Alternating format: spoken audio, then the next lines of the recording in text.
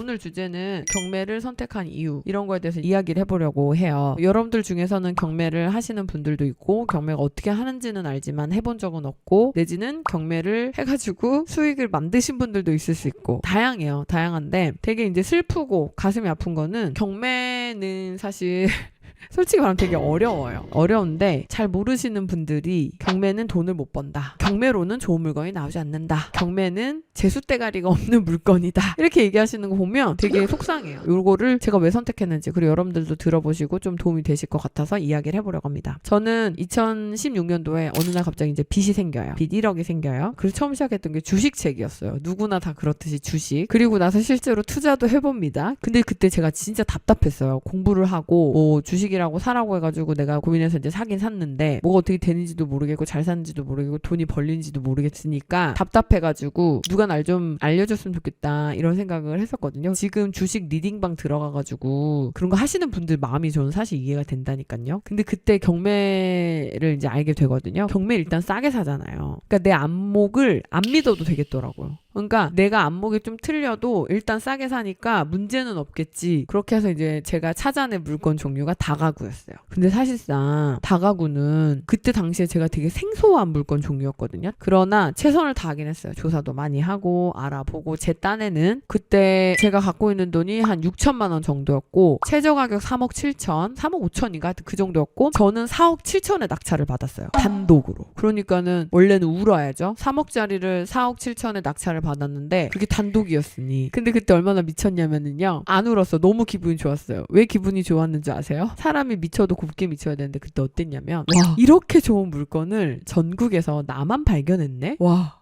진짜 내가 열심히 했나 보다. 나는 성공할 거야. 이렇게 생각한 거예요. 근데 이제 결론적으로 말씀을 드리면 그 다가구는 맹지였습니다. 맹지였어요. 그렇기 때문에 그게 단독이었던 거고 그리고 그 물건을 낙찰받은 건 바보예요. 바보. 근데 되게 웃긴 건 지금 맹지 대출 안 나오거든요. 근데 그때는 대출도 되게 잘 나왔어요. 그리고 이제 빠르게 수리를 또 했어요. 전국에서 나만 본 세상에서 제일 사랑스러운 이 다가구를 나는 그 월급만큼 나오는 물건으로 만들 거야. 막 이러면서 이제 빠르게 결국 이제 보증금 같은 거 다 회수되니까 제 순수 투자금이 2,500만 원 들어간 거예요. 그리고 이자 다 빼고 나니까 한 달에 250만 원이 남는 거예요. 진짜 월급 정말 가까운 돈이 세팅이 된 거예요. 너무 행복했죠 그때. 너무 행복했고 아 이거다. 나는 또 사야겠다. 난 이제 다가구만 봐야겠다. 했죠. 저는 이렇게 경매를 통해서 물건을 매입하고 그리고 일반 매매에서 판매하는 거를 되게 재밌게 했어요. 되게 오랫동안. 그래서 저는 좀 해봤으면 좋겠어요. 여러분들이 약간 좀 만약에 재밌다라고 느끼시면은 경매를 메인으로 하는 것도 이제 나쁘지 않다. 왜냐면 하락장이나 상승기랑 그런 거 신경 안 쓰고 내가 원하는 대로 플레이할 수 있는 투자 도구가 경매이긴 하거든요. 근데 그게 좀 까다로워가지고 사람들이 못 하잖아요. 그러다 보니까 어떻게 하면 좀 재밌게 할 수 있을까 생각을 한 게 입찰 여행. 거기 가면은 반드시 좋은 데 가서 밥을 저한테 먹여줘요. 아니면 전날 가서 좋은 데서 재워줘요, 저를. 어차피 이거 돈 버는 거잖아요. 다 출장이잖아요. 근데 출장 말고 여행이라고 붙여가지고 돈 벌었는데 뭐 나를 또 즐겁게 해서 또 돈 벌 수 있게끔 하는 게 중요하지. 그랬습니다. 주부인데 경매 대출 받을 수 있을까요? 있어요. 기본 대출이 없다 그러면 막 높진 않아도 대출 뭐 60, 70%까지는 가능합니다. 외도민 사업자, 경매 사업자를 따로 내야 되는 거죠. 그쵸? 외도민 있는 외국인 관광 도시민번호 사업자를 해당 전입한 물건지에다 내시는 거고요. 경매 매매 사업자는 매매 사업자대로 따로 이제 내시면 됩니다. 물론 외국인 관광 도시민번호 사업자에다가 추가할 수도 있어요. 매매 사업자를. 꾸준히 할 수 있는 힘이 중요한 것 같아요. 인간은 생각보다 그렇게 힘이 없어요. 힘이 없고 의지도 없어요. 그래서 힘 말고 세팅에 의존하세요. 저는 힘이 없어요. 그래서 저는 그냥 세팅에 의존하려고 해요. 예를 들면 꾸준히 할 수 있는 세팅을 만드는 거죠. 커뮤니티에 나를 넣는다든지 나보다 더 열심히 사는 사람들이랑 소통을 한다든지 뭐 약간 이렇게. 월세 세팅은 어떤 단계로 하셨나요? 월세 세팅은 이제 다가구 세팅하고 그다음 상가를 차곡차곡 사서 모았죠. 남들이 사지 않는 상가를 차곡차곡 사가지고 월세 세팅을 했죠. 전남 목표 아파트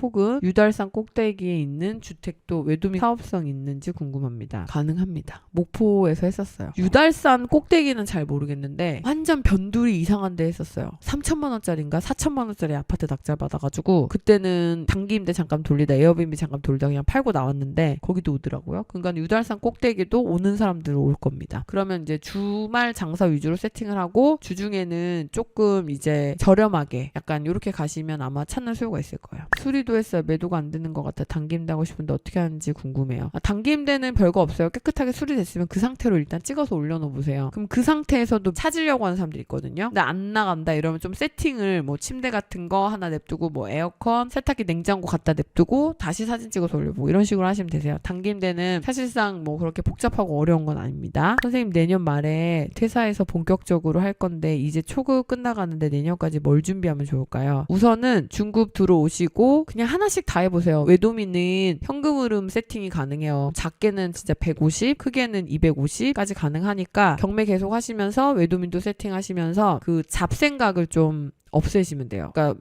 님이 잡생각이 있다는 게 아니고 하다 보면 어느 순간 현타가 오거든요. 내가 지금 뭐 하는 거지? 저도 진짜 많이 와요. 근데 그 생각하지 말고 그냥 하면 돼. 계속 하면 돼요. 그리고 이게 맞는 걸까? 이 생각하지 말고 그냥 하시면 돼요. 다른 건 모르겠는데 제 컬이 따라올 때는 아무 생각 안 하고 하셔도 돼요. 저는 자기 검증이 이미 끝났고 타인 검증도 끝난 커리큘럼이에요. 저는 이미 돈을 벌었고 다른 사람들이 저를 통해서 돈을 너무 많이 벌었어요. 가계부도 그렇고 외도민도 그렇고 경매도 그렇고 모텔도 그렇고 다가구도 그렇고 그래서 이 부분에 대해서는 검증을 하시거나 고민을 하실 필요가 없어요. 본인의 생각을 다 없애버리고 시키는 거 하면 돼요. 물론 과정에서 괴로움은 있죠. 왜냐면 모든 사람의 속도가 다르기 때문에 어떤 사람 아파트가 2달 만에 팔리고 어떤 사람 6개월 만에 팔리거든요. 6개월 만에 팔릴 때 엄청 저를 또 원망해요. 왜 이렇게 이런 걸 받게 해가지고 나를 못 살게 굴어 이렇게 또 원망해요. 원망될 때는 원망하세요. 근데 이제 또 팔리고 나면 또 엄청 짜릿해요. 이게 되는구나. 외도미 세팅할 때는 또 저 엄청 원망해요. 이렇게 다 쓰러져가는 쓰레기집을 나한테 계약하라 그래가지고 나를 힘들게 만들고 다 세팅해놓고 또 돈 들어오잖아요. 되게 행복해요. 그래서 그냥 하라는 대로 하고 최대한 자기 생각 죽이고 그냥 쭉 따라오면은 어느 시점에 많이 바뀌어 있으실 거예요. 그리고 그 순간순간에 힘든 것들이 있어요. 현타가 오고 힘들어요. 저도 진짜 외도미 세팅할 때 페인트 깡통을 몇 번을 발로 차고 쭈그리고 앉아서 울고 너무너무 힘들었던 시간 많아요.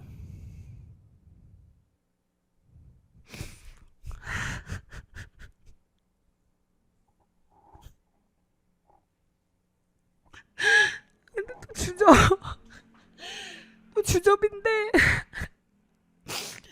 진짜 힘들었던 시간이 많거든요. 근데 그거 이기고 그거 이기면 좋은 날이 와요. 이럴 때도 많아요. 근데 그냥 하는 거예요. 외도미 세팅할 때 진짜 힘들잖아요. 저도 다 힘들었거든요. 다 썩어 빠진 다가구를 페인트 사가지고 가가지고 다 칠하고 혼자 시트지 바르고 그때 이제 생각해요. 내가 지금 뭐 하는 거지? 이게 될지 안 될지도 모르는데 여러분들은 뭐 옆에 돈 번 사람이라도 있고 누가 후기라도 찍어서 올려줘가지고 그거 보면서 힘이라도 내는데 저는 될지 안 될지도 모르는 시골 총구석에 있는 다 썩어가는 다가구를 혼자 고쳐가지고 뭐 해보겠다고 쭈그리고 앉아가지고 페인트 칠하고 붙이고 할 때 얼마나 현타가 왔겠어요. 그렇게 해가지고 하나씩 만든 거예요. 여기까지 온 거예요. 짠 하는 것도 없었고 어느 날 갑자기 된 것도 없었고 될지 안 될지 모르는 거를 그냥 계속 하면서 왔어요. 당근 또 제가 이제 얘기하다가 주접을 떨어가지고 눈물 흘렸는데 더 강해져야 되는데 그죠? 하여튼 여러분들도 저처럼 현타가 오고 내가 지금 뭐하지? 진짜 이게 뭐하는 거지? 라고 생각이 들 때 그냥 그런 생각을 하지 말고 계속 하셔가지고 내가 지금 뭐하지를 내가 이걸 했지로 만드셨으면 좋겠습니다. 그래서 꼭 성공하는 경험을 통해 가지고 다음을 만들어서 어차피 똑같이 태어난 인생 같이 이제 우리가 살아가는데 우리도 한번 건물주도 돼보고 진짜 강남에 등기도 쳐보고 이렇게 살아야 되지 않겠습니까? 한번 다 여러분들 해보셨으면 좋겠습니다.